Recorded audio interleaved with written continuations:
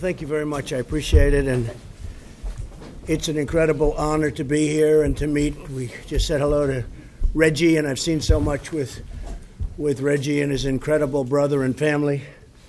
And we're with you. You know that, right? You know that. And we're here to make a tour in a little while of the border. And we have fantastic people with us, including our great senators from the state of Texas. And thank you very much, John and Ted. Thank you very much for being here.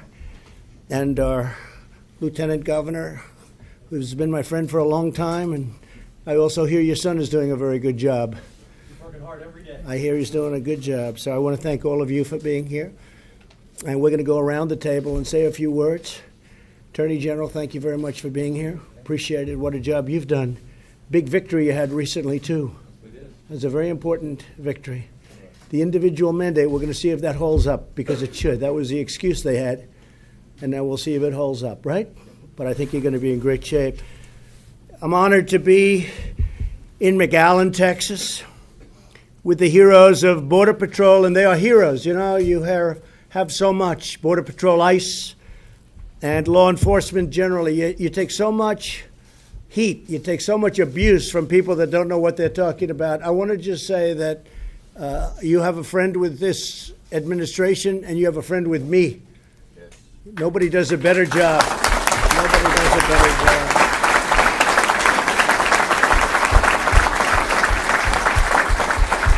And I have to add that you have no idea how much you're loved by the public. Maybe not by the fake news, but you're loved by the public. Beyond belief. And that includes my friend Brandon. And Brandon, thank you very much for being so great. You've been getting the word out how important it is. Border security, the wall or the steel barrier. They can have any name they want, but we have to have it. And it's going to happen. But law enforcement and ICE and Border Patrol, incredible job you do. And the public loves you. The public, not like, they love you. And I just hope that none of you run for president, because you may be the one person that we have a problem with, because you are highly respected in our country and beyond our country. We know what you do with MS-13. We know what you do with the gangs. We know what you do with crime. And we also see what you do on the border. Boy, I'll tell you what, it's tough stuff. But it could be a lot easier for you, and you could be spread a lot differently if we had the walls, and we'll get it. We'll get it. I think we're winning the battle in a very big way. So I just want to thank you all in particular for being with us. Thank you very much, fellas. Thank you very much. Really incredible. I want to thank also Secretary Nielsen and Commissioner McAleenan for being with us. We made the trip down from Washington. And again, Senator John Cornyn has been an incredible champion of what we're doing, and a very popular man in Texas. And I think we're running in 2 years together, and that's very good for both of us, I hope. I think it is. I think it's my honor, John. I want to tell you, the people in Texas love you.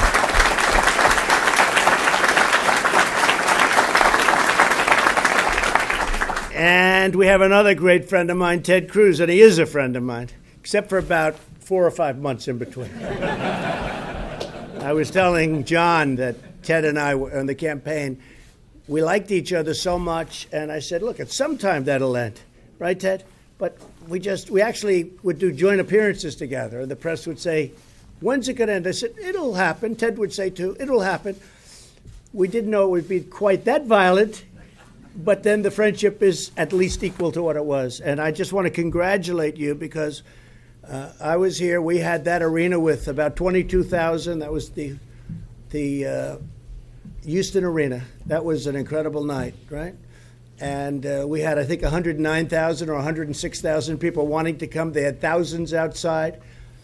And that was a few weeks before the election. I said, I think he's going to win. I think he's going to win nicely. And I want to just congratulate you. That was not easy. Thank you. And now he lost and he wants to run for president. And I said, I thought you had to win to run for president, right? But you did a great job, Ted. We appreciate it. Texas Attorney General Ken Paxton, who's led some incredible cases. Ken, thank you very much. And Lieutenant Governor Dan Patrick, who's been, again, a friend of mine for a long time. I also want to thank the governor. He's going on Fox tonight. and he sends his regards, and we're going to either see him later, he's coming into Washington, but the governor, who just had a great campaign also, he's been fantastic and a big believer in what we're doing. So say hello to him, and I'll speak to him later. Thanks also to Brandon Judd and the National Border Patrol Council. So Brandon, I've known him from the beginning. And almost before I announced, he was for my ideas and he was for us. He was for me. And I appreciated it. And I appreciated all your guys coming up last week. They had a big impact. We said to them, what do you want? Who knows better than them? He knows better than all of us put together. And that group was fantastic that we had in Washington just a few days ago.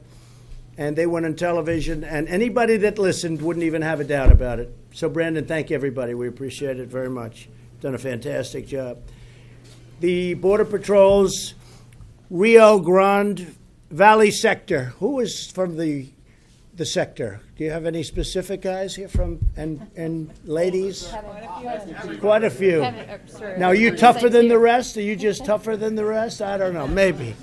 But I heard special. I heard special. Chief, oh, there they are. How are you? Come on over here. Come here, man. Look at this. Come here.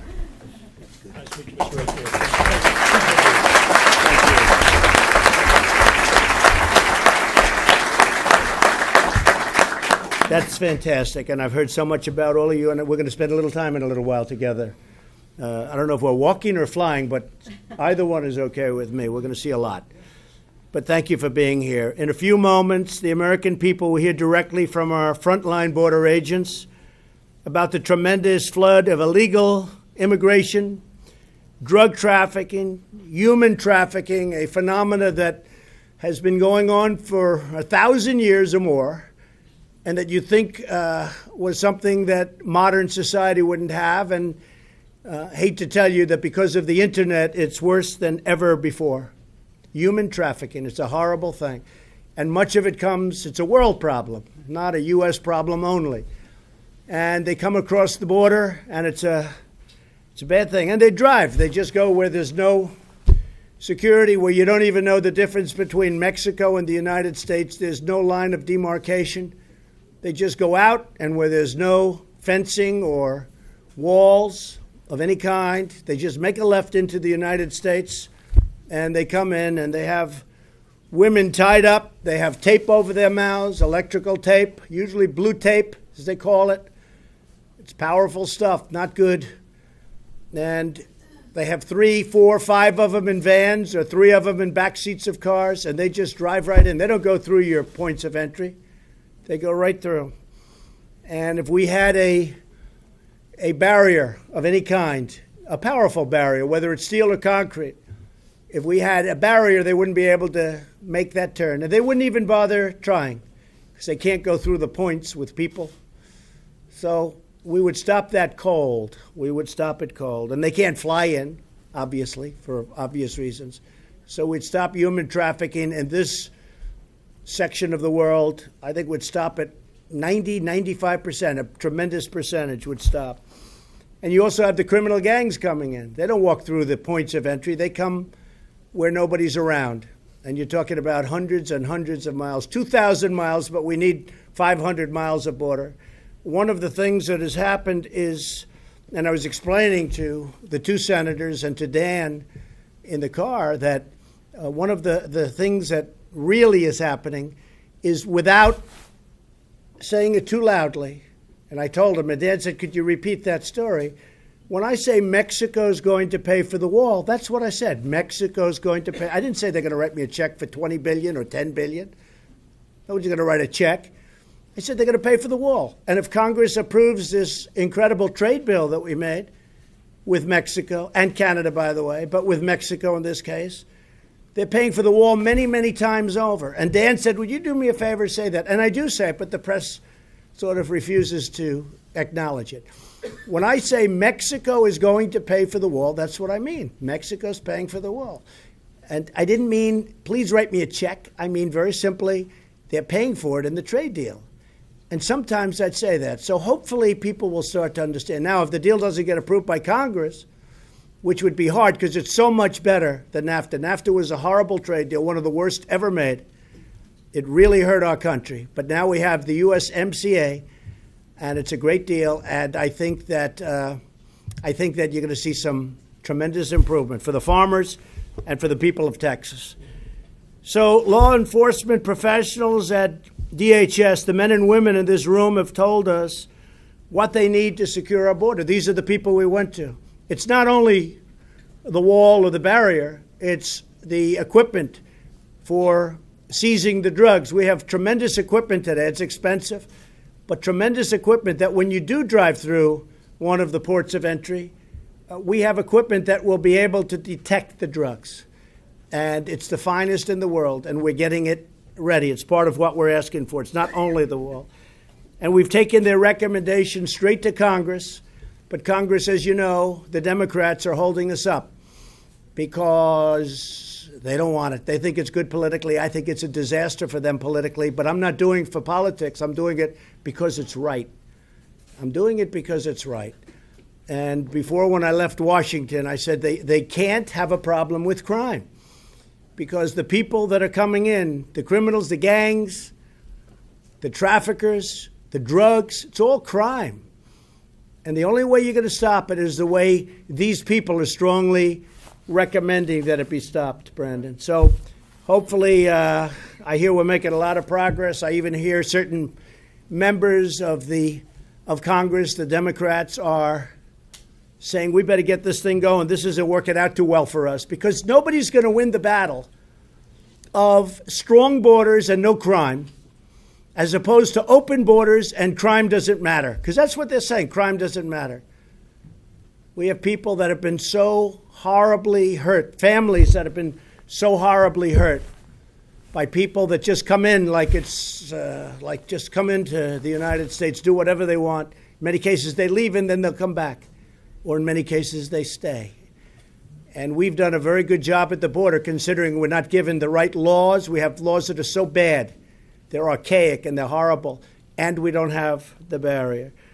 So our plan includes drug detection technology at our ports, more officers and agents, far more beds to house the influx of unlawful migrants, medical support, closing the disastrous loopholes that incentivize child smuggling, the single biggest victims of what is happening at our border are children. They're being used by the coyotes. They're being sold left and right. People are grabbing them to get in because our laws are really lousy. And if you have a child with you, it's easier to get in. These people know it better than anybody, far better than the people in Washington. And I think the biggest victims are children and women. Women would be right there with the children. These are the victims. And it's women mostly in terms of the smuggling and what's going on with that. So we're going to take care of this problem. And to think anybody can even think about fighting it is ridiculous. So we're going to build a powerful steel barrier. They didn't want to use concrete. I said, okay, I'll use steel. It's stronger. It's also more expensive, by the way, but it's stronger. I'll use steel. So we'll call it a steel barrier. Now people should be happy. They said concrete. We don't want a concrete wall. I said, that's okay. We'll build a steel wall. I like it better if you want to know the truth, Ted. And we'll call it a barrier instead of a wall. And I'm okay with that, too. I don't care what you call it, but it's got to be there. Democrats have refused to listen to the border agents, and they say this is a manufactured crisis. That's their new soundbite. All over, I turn the television. You know, I call it the opposition party. It's called the fake news media. And what happens is every network has a manufactured crisis. This is every one of them. It's like they, send out to everybody, let's use this soundbite today. So it's but it's not. What is manufactured is the use of the word manufactured. It's manufactured by them. Every single of the negatives. But they're not winning because it's common sense. It's common sense. They say a wall is medieval. Well, so is a wheel. A wheel is older than a wall. And I looked, and every single car out there, even the really expensive ones that the Secret Service uses, and believe me, they are expensive. I said, do they all have wheels? Yes. Oh, I thought it was medieval. The wheel is older than the wall. You know that? And there are some things that work. You know what? A wheel works and a wall works. Nothing like a wall. The government shut down because Democrats will not fund border security. Plain and simple. And again, more than just the walls. Their open borders agenda threatened all American families, including millions of legal immigrants throughout our nation. In the last 2 years alone, our courageous ICE officers, many of whom are with us, arrested criminal aliens charged with or convicted of 100,000 assaults. This is in the last year. 30,000 sex crimes and 4,000 violent killings. We're deeply moved to have with us Reggie Singh, whose brother Ronald Singh, an incredible guy. I mean, I watched and I've rarely felt worse in watching news of our nation than watching your family and the love that you have for your brother. I could see that, Reggie, the way it came through. It came through loud and clear. And there are so many other people who have the same. Nobody covers them. You know, when they talk about how unfair, how this, how that, nobody talks about how unfair it is to the victims of these brutal killings. And by the way, over the years, there's thousands of them. I don't mean hundreds. I don't mean in the teens. I mean thousands of them. And these officers can all tell you about them. And I'd like to, if I could, because I watched a family right around Christmas time, and I watched them suffer, and I'd like to ask if Reggie, maybe you could say a few words about your incredible brother, the job he was doing. He was so beloved by the people in the department and beyond the department, and maybe you could say a few words about your brother, please. So Ronald Singh, we originally from Fiji Islands. He always wanted to be in law enforcement. So legally, we migrated to America to fulfill his dream, to join the law enforcement. After English is our second language, he worked on that, got his education, applied for a law enforcement agency, and he was asked to get his citizenship. He worked towards that, and he became a cop, K9, Corporal K9. And the way he was killed, what my family is going through right now, I do not want any other family, law enforcement person to go through that. Whatever it takes to minimize, put a stop to it, my family fully supports it. At 33 years old, Ronald Singh was cremated, and I had to pick up his remains. It breaks my heart. And no one should ever, ever go through that. Looking at that 5-month-old baby, looking for his dad, no one should ever go through that on Christmas Day. That's all. That's it. Thank you. So we're with you. You know that, right?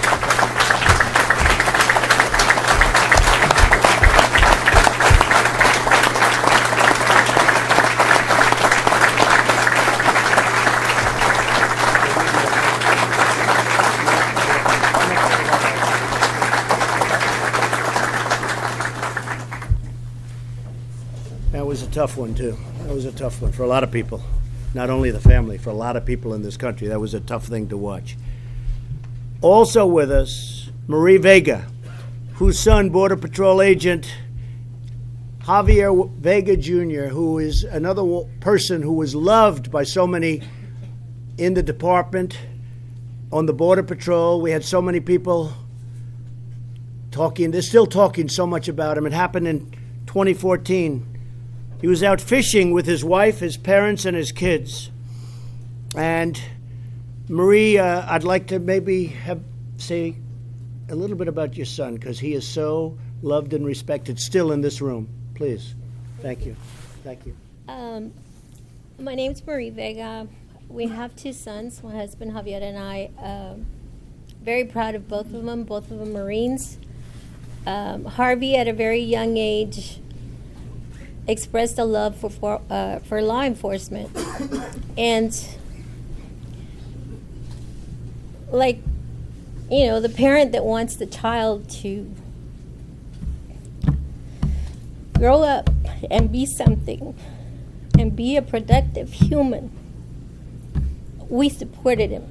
And he showed interest in the police force. Numerous times he rode with the police officers around our town, surrounding towns. When he was in high school, he told us that he wanted to be a Marine. And of course, it's like, okay, you want to be a Marine, you're going to start this, you're going to follow through, and you're going to finish it. And that's what he did. He became a Marine.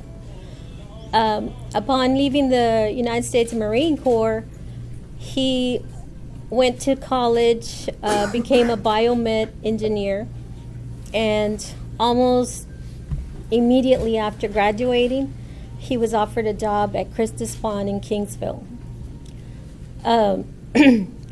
While working at Christus Pond, because he was surrounded by agents and saw how they worked, and still with that, love for law enforcement in his heart, he came to me, came to my husband and said, "Mom, Dad, I want to be a Border Patrol agent."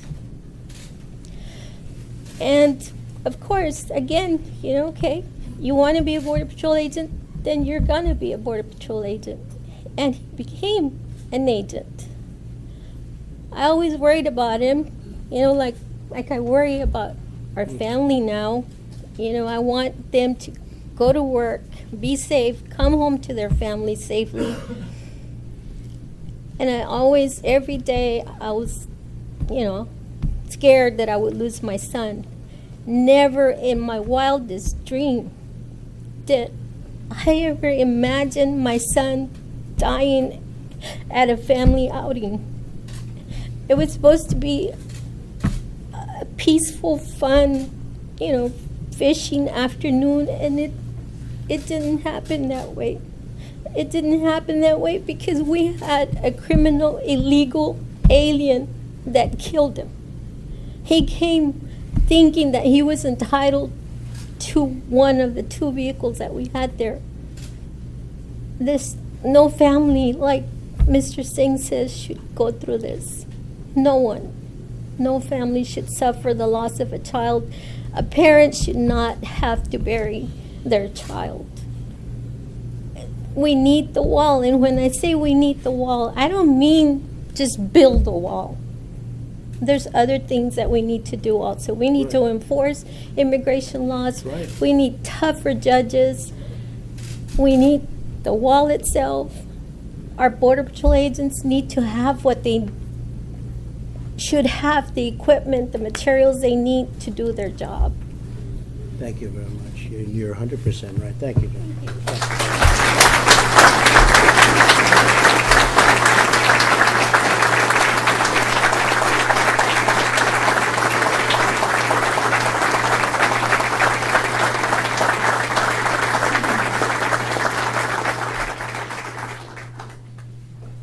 He's very proud of you right now. Thank you very much, Marie. What Marie said is right. More than just the wall. We have to give these incredible people the tools to work with. We're not doing that. Politicians in Washington are saying, oh, they don't know the first thing about, they've never been here. They don't know the first thing about what we're talking about. So we're going to hear from a couple of our landowners, a couple of the folks that live in the area and areas that we're discussing. I think I'd like to start off with our Texas leaders, and they are indeed leaders, and say a few words about what we're here for and what we support and what's going to happen, and we have no choice. And maybe we'll start with John Cornyn, Senator Cornyn. Say a few words, please. Well, thank you, Mr. President, for being here. Thank you. And for hearing firsthand from not only the people who suffered at the hands of the crime that occurs as a result of people who don't come here to achieve their American dream, but people who come here to cause death and destruction and human misery. Before you, you see, maybe we'll have somebody go through some of the things that are in front of us, but I see here, for example, heroin and methamphetamine that's been seized. You see bulk cash, $362,000. When the drugs are sold in the United States, they have to get the cash back across the border to the cartels. And you see the sorts of weapons that are used by the drug cartels and others, and you can imagine the violence that goes along with that. And so when people like Ted and I hear our colleagues in Washington say that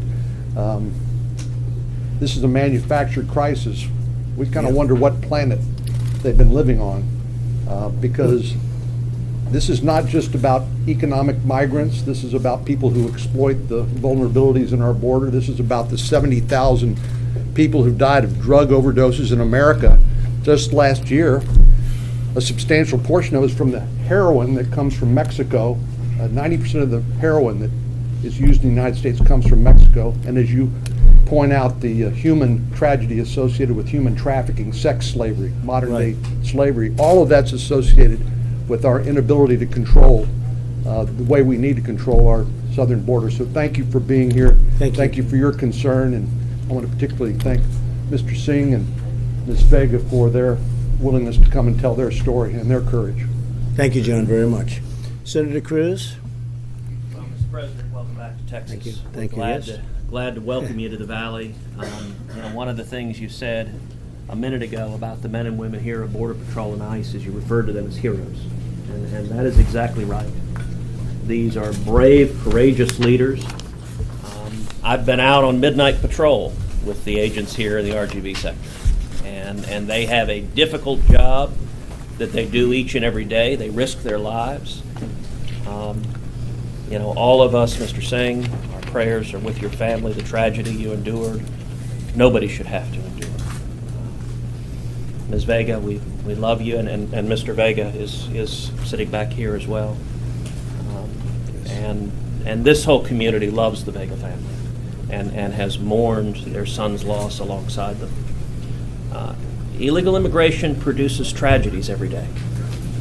Human smuggling, drug smuggling, children being abused, women being sexually abused, opioids that are destroying. Last year, 72,000 people lost their lives to drug overdoses, more than car accidents in this country. And much of those drugs are flooding across this southern border. And so I just want to commend you for standing up and fighting this fight. One thing there's not a lot of in Washington is backbone. And I want to commend you for helping infuse some more backbone in Washington. This is a fight the people of Texas and the American people want the borders secured.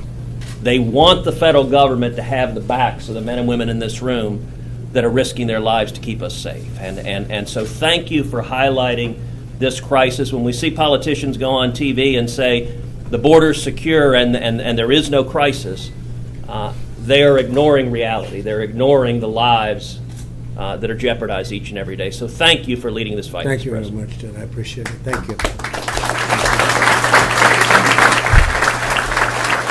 Thank you. Dan, if you could say a few words also, I'd like to have somebody get up and give us, just for the media, a little definition of exactly what's in front of us, because it looks pretty brutal. This is not a manufactured deal, as you say. This is the real stuff. And this is nothing compared to what they have. This is actually nothing compared to what they have. So is somebody going to be able to explain this to us quickly? Yes. Good. Carlos. Good. Carlos, please, go ahead. Please. Thank you. President, welcome Thank to you. South Texas. Thank you, Carlos. I'm the port director for Hidalgo on San Luis Port of Entry. Good. Before here, you see some narcotics that have been seized by the men and women of CBP.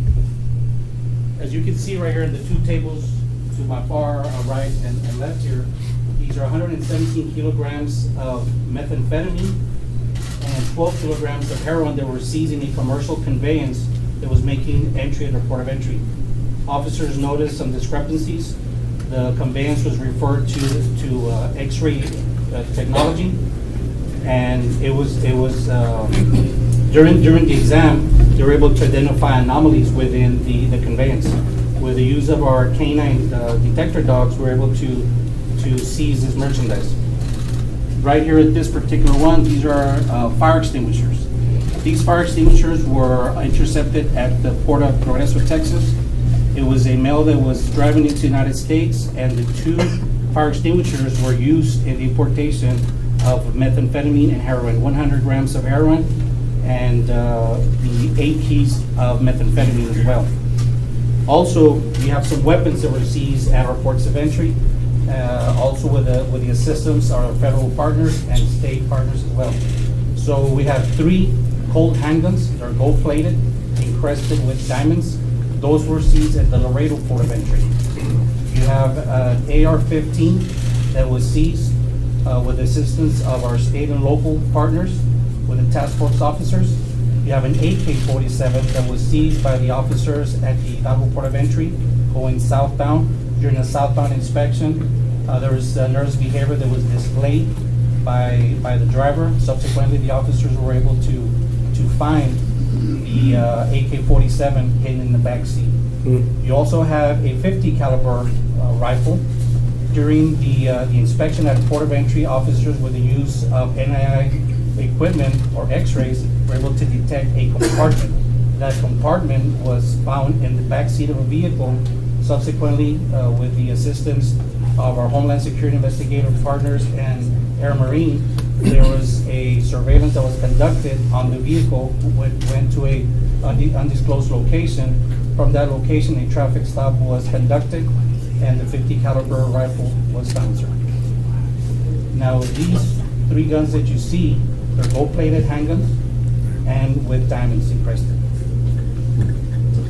Okay, that says it Thank you, all. sir. This is just all recent. This is all very recent. They didn't have to go very far. This is all very recent. Okay? Good morning, Mr. President, and welcome to the McAllen Station. Thank you. I am the patrol agent in charge here at the McAllen Station, so we're very pleased to have you here. $362,000. This was a multi-agency seizure. It actually was detected by a Weslaco Border Patrol Station K-9 handler. What ended up happening, there was a suspected currency smuggler who, due to a traffic stop, resulted in further investigation. He gave his consent into his house. K-9 came in, searched, and this was caught. This suspect was suspected also of marriage fraud. He was an overstay. He also had multi-thousands of dollars of financial transactions, all illicit activity. 362,000 of many. Wow, that's something. And the dogs are incredible, aren't they, in terms of finding the drugs, but also they find money and drugs? They find drugs. They also find people. And they find people. People that are hidden away. Yeah, it's pretty incredible. And when we get a chance, I have some other things I would like to call to Sure, your attention. go ahead. Yes, Sure, ma'am, sure. absolutely. I'll start over here, sorry, sir, if you will. So, Falfurrias checkpoint, which is north of here, 2 suspects that were being smuggled in the trunk of a car. It just so happens after records checks were run, one of the subjects actually had an Interpol hit. He was actually wanted out of Spain for murder. Here, we've got pictures depicting some seizures of marijuana and firearms. It just so happens when this multi-agency task force, Border Patrol included, went to go execute a warrant, the suspects inside the house actually started trying to burn the marijuana and actually try to throw it throughout the yard. But we were able to successfully get in, seize the marijuana, and make the arrest as well as other seizures. This here, very sad. Your words resonate with me. It's very dangerous. We've got a vehicle that failed to yield to Border Patrol agents. This vehicle, eventually the driver lost control, impelled the vehicle onto a pipe gate. A juvenile died in that vehicle. 15 to 16 other subjects seriously injured, all illegal in the United States. Here you're seeing the inside of a horse trailer where smugglers endangered these folks that they were smuggling, again, at the Falfurrias checkpoint. Here, this is just a couple of miles from here, from where we're standing. This is a tunnel. This is the second tunnel that we have located. This is an area that we actually have wall. And we actually have some technology and agents. That piece of area was really important to the criminal organization. We are doing such a great job utilizing the right resource in that particular area that they've become so frustrated they're using other tactics. They're actually digging tunnels. This is about 25 feet long, about 2 to 3 feet high. We were fortunate enough that when the station next to us, their boat patrol actually launched in our area, went down. They're very vigilant. They look for new landings. They look for anything that was different the day before, and they were actually able to see. This was very well hidden, but they were so vigilant, they found this. There is no telling what all else was going to come through this if they were successful. Here, this vehicle was actually floated across the Rio Grande River with narcotics. Floated on a trailer with barrels. Narcotics in the bed of the truck, narcotics in the cab of the truck. This is technology that we have here in the McAllen area making use of. That group is actually along the Rio Grande, but on the Mexican side, getting ready to cross the United States. That technology is so important, so our agents have time to go over there and deter that traffic. We've got large groups coming in. And sadly, this is a deceased subject, somebody who probably was trying to cross the Rio Grande, who didn't make it, and he died. He drowned. Thank you. You want to go ahead? Right here, 2 juveniles from Mexico trying to smuggle over 1,000 pounds here, again in the McAllen area. They actually rammed the vehicle. They rammed into a Border Patrol agent. That's an assault. They were trying to get away. 2 juveniles, over 1,000 pounds of marijuana. This is a stash house, Mr. President. The smugglers, they don't care. They're treating human beings as commodities. They put them in deplorable situations. Sometimes they're in these houses up to 8 days, sometimes even more. This is terrible. This is just, the American people need to understand, like you stated just now, we know better. We know what the cost is to families, to our communities, to the country. We're here to serve, and we're here to protect not just ourselves and everybody in the country, but even the people who are being taken advantage of. It was a great presentation. Thank you. Thank you very much. Very impressive.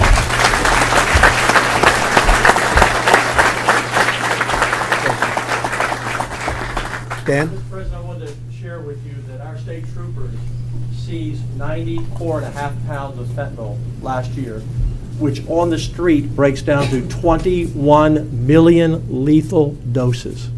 21 million lethal doses. And we talk about our opioid crisis.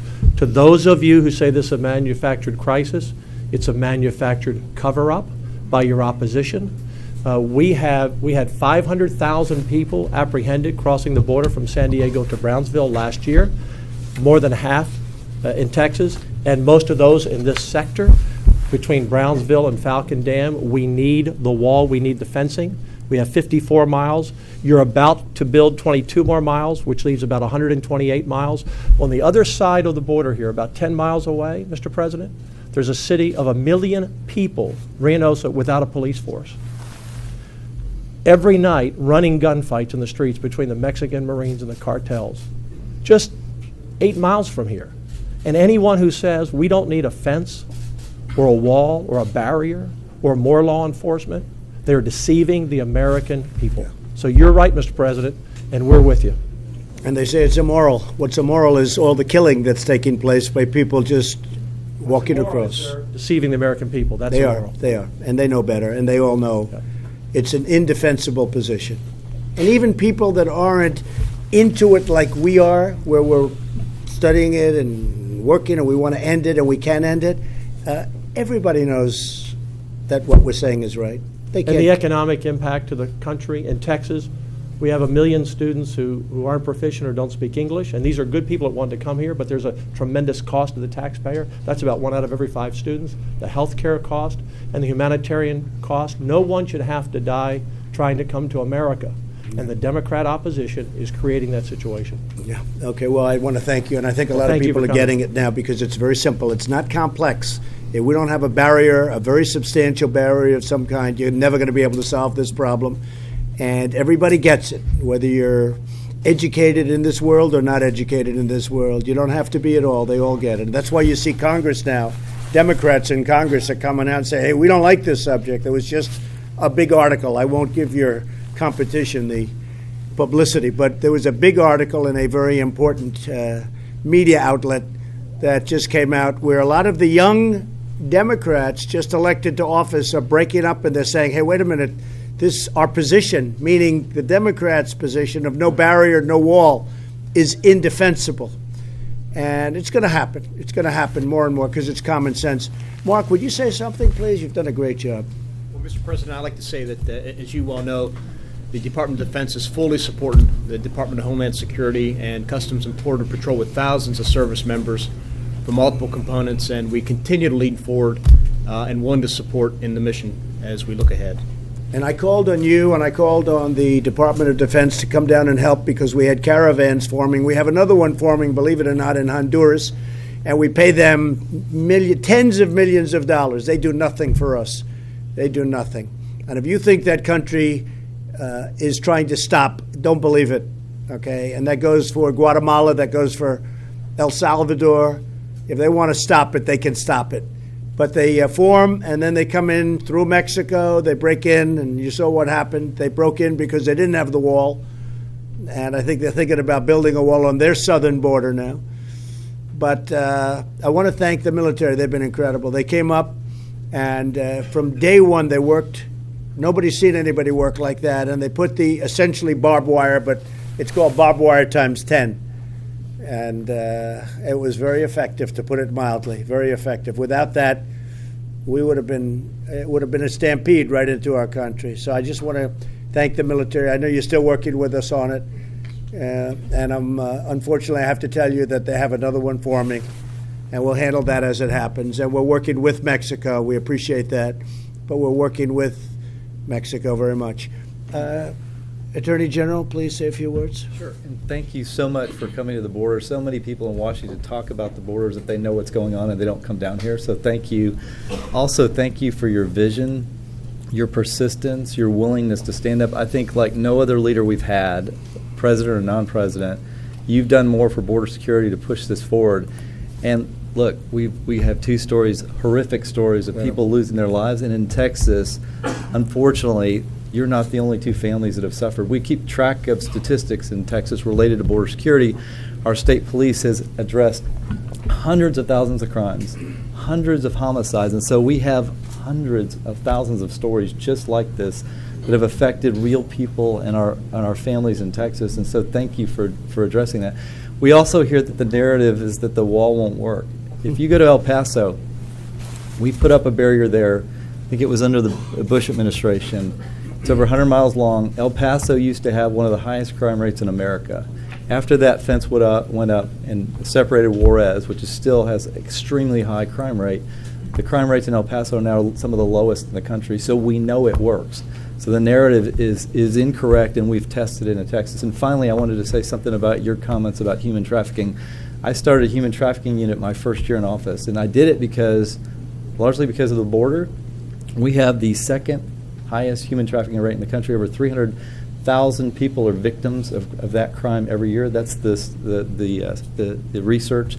Houston is the worst city in America, and so we're addressing that, and border security will clearly have a positive impact on those horrible and horrific statistics that are affecting our women and our children. So thank you very much, Mr. President. And thank you very much. And what you're saying is interesting because you'll have a wall or a barrier, and then you won't. And what they do is they walk up, can't get through, they come in, and they eventually find an opening, and it's the openings where they come in. And we don't want to have the openings. We're going to have gates where they come in legally, but other than that, we don't want to have openings. And you'll see the crime rate in this country go way down. And we're already doing very well in terms of crime rate, but it's not being helped by what's going on. We could make it a lot better. So I appreciate it very much. Thank you very much, Ken. Brandon? Absolutely. Mr. President, I came here and this big gentleman right here, he said he didn't like that 50 cal pointing at his head. He played football. That's right. He played football at the University of Missouri. I told him it wouldn't even put a dent in him. So That's right. He might be able to handle it. He was the right person to put that in front of him. I appreciate the leadership that you've provided. I appreciate the access that you have given our Border Patrol agents to our leaders, like Secretary Nelson. Nobody has ever come down and spoken to our agents as much as Secretary Nelson has, and we appreciate that. We appreciate the leadership Commissioner McEleenan has provided, and the access that you have allowed our agents with these individuals. I appreciate you having Senator Corner and Senator Cruz here with us today. These two individuals played such a huge role in getting Javier Vega's death declared as a line of duty death. Without their leadership, that wouldn't have happened, and I appreciate you allowing them to be here. From a personal experience as a Border Patrol agent, I can tell you what barriers do. I started my career in El Centro, California 21 years ago. We had very few barriers. We had illegal border crossings that were out of control. It was the busiest sector at that time.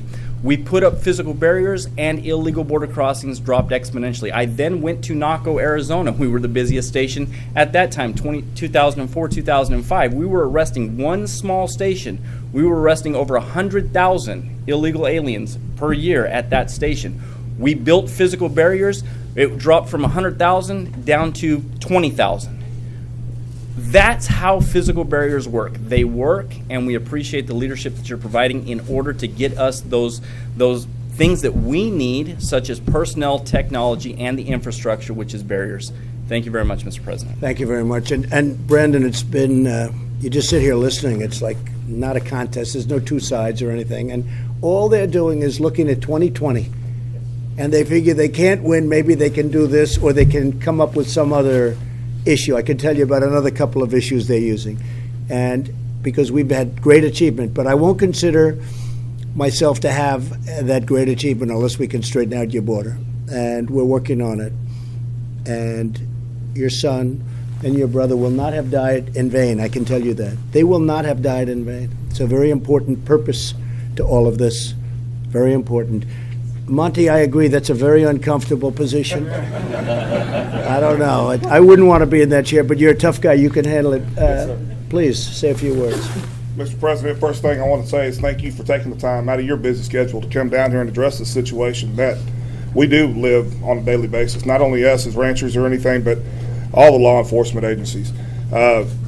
Senator Cruz hit it right on the head whenever he said, you know, you got a backbone, and that's exactly why we elected you and wanted you in the White House, and we appreciate you not giving up on that.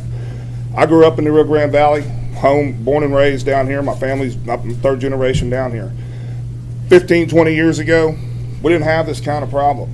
We had a great flow of illegal immigrants coming across, but those people were harmless, and they wanted to come over here for a better life and work.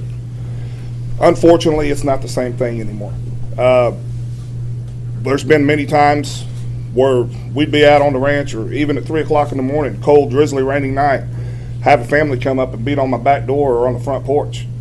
I go out there, and it's a family in distress. You know, we feed them, we water them, and they're asking for help. We're passionate people, and that's what we do. So we call for help, we get them over there, we feed them, clothe them, whatever we had to do. Unfortunately, a few times we've also had a few young females come up that you could tell had been sexually assaulted. They were scared out of their mind. They get led around in the brush for 3 or 4 days and get disoriented on their direction and told by their coyotes that Houston's right there. This is where you want to go. These people paid $3,000 a piece to come across. It's everything that they could garnish up, you know, wage-wise to pay these people. They walk them 10 miles across the border, walk them around in the brush, and disappear on them. They're lost. They're hopeless. They don't know what to do, so they give up and they say, "Can you call Border Patrol for me?" Border Patrol, my hat's off to you guys. I see how you work all the time. You're undermanned. Sheriff Department, everybody. We got a great sheriff in Hidalgo County, and proud to call him my friend as well. Anytime that we've had any instances, I lost my father 5 years ago, and when that happened, there was a lot of traffic going on. I didn't live at the ranch at the time, but I would have to go out there every night. So I was the constant bother to the sheriff, I'm sure, and he was there to help me all the time. These guys, the Border Patrol right now, their hands are tied, and these immigrants, they know it. So they know that they get over here and they're going to get caught, but they're going to get let go. That's, to me, that's something that I think that really needs to be addressed. And yes, I agree with the wall. There's a lot of farmers and landowners that I do know that are on the river, and they're a little upset because of the eminent domain. That brings up a question there as far as, you know, all the acreages they're losing with that wall. Maybe there's something that you can devise with those owners and say, hey, you know what? We don't want to drill right down through the middle of your property. Let's rearrange it and get a little closer to the river or something. And I think that would probably forego, and you'll see a lot more cooperation with that. Okay, I agree with you. I think you're right, Monty. Thank you, Mr. President. And the laws are a big problem. You know, they call one catch and release. You catch them and you release them. You know, other countries, for the most part, you go into the country and they say, excuse me, these people, get out. You have to get out, sorry. And nobody tries to get in because they know they can't. With us, we take them through court proceedings. We have to hire hundreds of judges. How do you get hundreds of judges? Hundreds of judges. You go through a proceeding, they check you in, then they can't do the proceeding because there's 800,000 people now waiting. Think of it, 800,000 people. How ridiculous is this? If they set 1 foot on U.S. property, so to speak, they end up having to go to a trial. So they take the name and they say, you can go now, come back in 3 years, you have a trial. This is the United States law, by the way, and made worse by the Ninth Circuit. The Ninth Circuit is a disaster, made worse by the Ninth. If you go to the Ninth Circuit, if you're on the other side of what everybody in this room is all about, and frankly, what most of the people in the country are all about, it's almost like an automatic loss. It's like an automatic loss. They take a case to the Ninth Circuit that's nowhere near the Ninth Circuit, that has nothing to do with the Ninth Circuit. So we're bucking a bad system, and we're bucking a lot of things that are bad, and we're apprehending more people than ever apprehended before. But the laws are really against us, and we're doing well anyway, but we have to do much better, and we can do only better if we have a physical barrier. Because this way we don't have even with the bad laws, you have a physical barrier, they can't come into our country. If I may, Mr. President, I married into a law enforcement family. Agent Jaime Zapata was the agent killed down in Mexico. You know, it was pretty hard going through that, and I kind of feel y'all's pain. Jaime and I were not all that close at first. We gained, you know, become really, really good friends after that. After that happened, I don't know how, but the killers, when they got sent or went up to D.C., they were allowed to bring their entire family and put them up on the taxpayer's dollar, and in front of his parents, just paraded them around, and it was like a stab in the back, you know, for the government that he gave his life for, and it just. When was that? How long ago? Sir, that was right at last year, when they finally went to sentencing. So convicted. Somebody took the fall for it. I can't say that it was the correct person that pulled the trigger. Yeah, that's bad stuff. Yes, sir. Pastor, please. Well, thank you, Mr. President, first for coming to Texas thank again, you. and for the Rio Grande Valley. I especially want to thank you for calling this what it is, a humanitarian crisis. When you use that language, it really set bells to ringing, because that is what it is. People in my profession see the suffering, the human suffering brought by drugs, by the arms that are brought across, making our communities more violent, the trafficking of women and children especially, and boys and young males as well. And the truth that needs to be talked about, that is seldom talked about, is the amount of underreporting of the crime. When these things happen, in the shadows, people are not always eager to point out the crimes that are taking place, and it goes underreporting. But people in my profession, especially Spanish-speaking pastors in this sector, know firsthand the human suffering, the human toll that's taking place because of the onslaught, the sickness, the disease, the lack of sanitation that's going on because of the bunch up at the border and people trying to come in. So I just want to give a very heartfelt thanks, because I have had the privilege of visiting with you before. I know your heart of compassion, although some don't want to paint you as having a heart of compassion. I know you as a man that does have this heart of compassion that's genuine and authentic. And the fact that you called it what it is, it's a crisis and a humanitarian crisis. And again, the pastors that I'm here representing today salute you and thank you for wanting to bring an end to untold suffering that's taking place on our southern border. Thank you, Mr. President. Thank you, Pastor. Very nice. Good to see you again. Thank you. Appreciate it. Thank you. Commissioner? Thank you, Mr. President. Obviously, you came to the right part of the border to really bring this border security and humanitarian crisis into focus.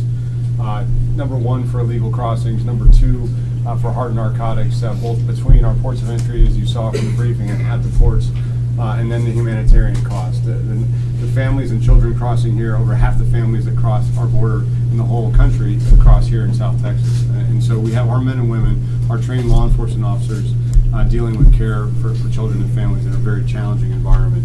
And so I just wanted to say I'm incredibly proud of the agents, officers, Air and Marine professionals that are serving down here, staying focused on the mission despite the challenging environment at this time. Very proud of the briefing from Melissa and Carlos, telling you with their heart and soul what they do every day to protect our country and our fellow citizens. And I just got to say the resources the administration is asking for from Congress are directly targeted at all three elements of this crisis: the border barrier, technology, agents and officers that we need to address the security threats. And we're building new barrier, as Lieutenant Governor noted, starting in February right here. Thank you. Also the technology, the ports of entry to stop the drugs. That's a critical element. And very importantly, you asked for humanitarian resources, so we could provide different facilities, medical support to get our agents out of the child care business and help protect families that are crossing and in this violent cycle. It's all controlled by violent criminals in Mexico, primarily transnational criminal organizations, and we want to combat that with these resources. So thank you for the support. Thank you, Commissioner. I look forward to showing you more on the road. Thank you. A little while. We'll be there in a little while. That's great. One of the things that Dan Patrick suggested, which I thought was very interesting, was give the state of Texas a relatively small amount of money. They'll build the wall themselves because they want to build it. Right. And I thought that was not the worst idea I've ever heard, although I still think I could do it cheaper than you. I still think I could do it. But I do like the idea. And we're going to look at a couple of ways of doing it where you guys get it up. You do things very well in Texas, and I like that idea. So we'll take a look. And Dan, could I ask you to say a few words, please? Yes, Mr. President. I'm Dan Bible. I'm the Field Office Director with ICRO for the San Antonio Field Office.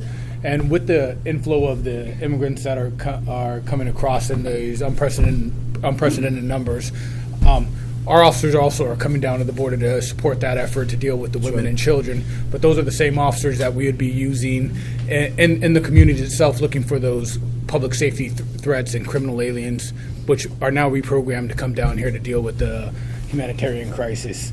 Over this past year, I would say over half the time those officers on my task forces and everything were brought back down to deal with these crises. And when we look at the family units and stuff that come across, in reality, we either just release them right out the door once we take them in, if they're not in a composition that can go into one of our family residential centers.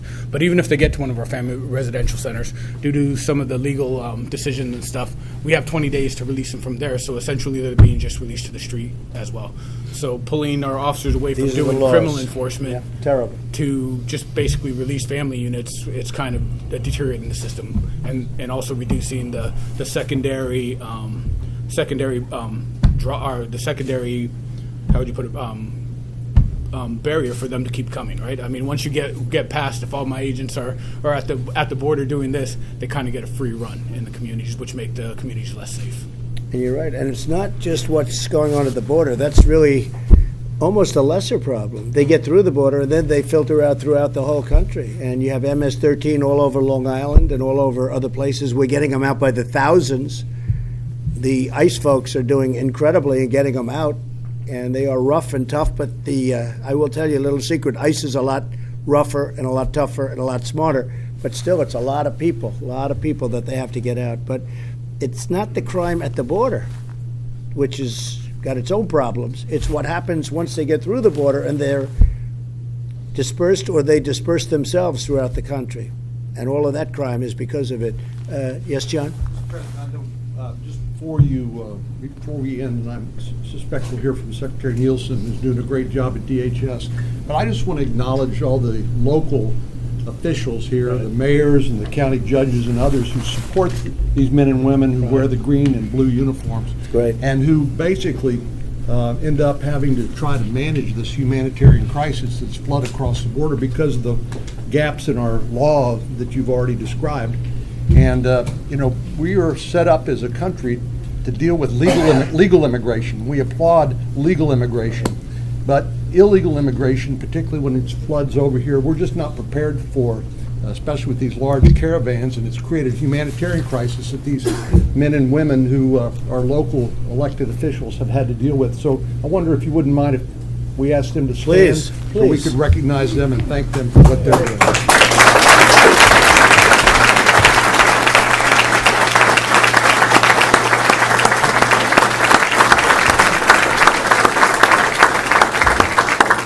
That's great. Thank you very much. Thank you, John, very much. Secretary? Well, sir, I think everyone here today said it so well. What I would tell you is it's not status quo. It is a crisis. It's a humanitarian crisis. It's clearly a security crisis. For those who would like to put their heads in the sand and pretend that it's quote-unquote manufactured, it's not only an insult and deeply disturbing to those who have lost loved ones, but it's an insult to our country, sir. This is a crisis, and what a crisis mandates is a decisive leader with a vision. That's what you have. You continue each day to make it very clear to Congress what the crisis is and what the men and women here today have told you is needed to address it, and they refuse to do it. So I hope today they're watching. I hope they take a cue from you. They decide to be leaders, and they do what this country needs and help us secure it. Well, thank you, Secretary, and you're doing a great job, and you're working hard. I will tell you that. She's working hard. Every time I speak to her, she's in a different location, usually along the border. And Commissioner, you and the Secretary and everybody else, we appreciate it very much. And we're getting there. I think we're making a lot of progress. And I have to say that my sacred duty, most sacred duty as president, is to defend the people of our nation. That's whether it's from foreign nations or along a border. It's all defending our people and defending them properly and strongly and really rightly, justly. And that's what I'm doing. And it would be a lot easier for me not to do this. It would be a lot easier not to say anything and let this go on.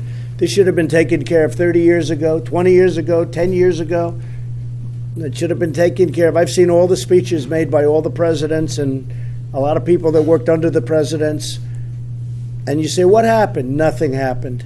They were going to build this wall in 2003 and 2006. They were going to build it 20 years ago. They were going to build it forever. And little sections got built. And I will say, we've done a lot of renovation. We have a lot of new wall going up where we took down wall because it was in such bad shape, and we put new wall up. We've done a lot of work, but we have work to do. So I hope that the Democrats get together and work on a problem that is truly, it's compassion, it's everything. It's also national security. Just like it's a foreign country, it's a foreign world. In many cases, it is a foreign country. We're under attack in a certain way. And we're certainly under attack by criminal gangs, by criminals themselves, by the human traffickers, and by drugs of all kinds. Much of it comes through the southern border. And if we can do a really great job, and we will, of putting up the barriers, putting up the walls, putting up the fences, putting up everything that we have planned, fixing what's good but isn't working so well anymore because it's decrepit, it's old, it's torn up from years of abuse and all of the things that happened, we will have done a great service. And, you know, somebody was saying that moving the embassy to Jerusalem, I got it done. Every president talked about it for many, many years, for decades. They talked about it, they campaigned on it. In every instance, they campaigned on it. They never got it done. Same thing here, same exact thing. I got that done, and we're going to get this done too.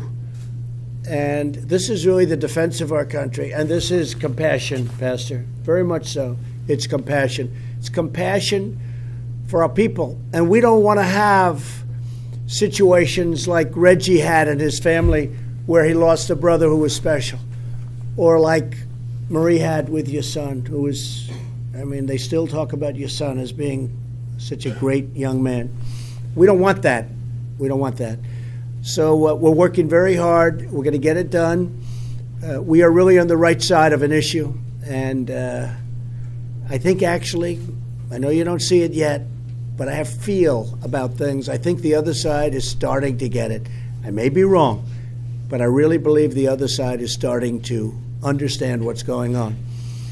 They're on the wrong side of a very important issue. We're going to have it taken care of. I want to thank everybody, and you're right, John, the mayors and all the representatives have done such a great job, and some of you I know. I'm sure I'll get to know the rest of you.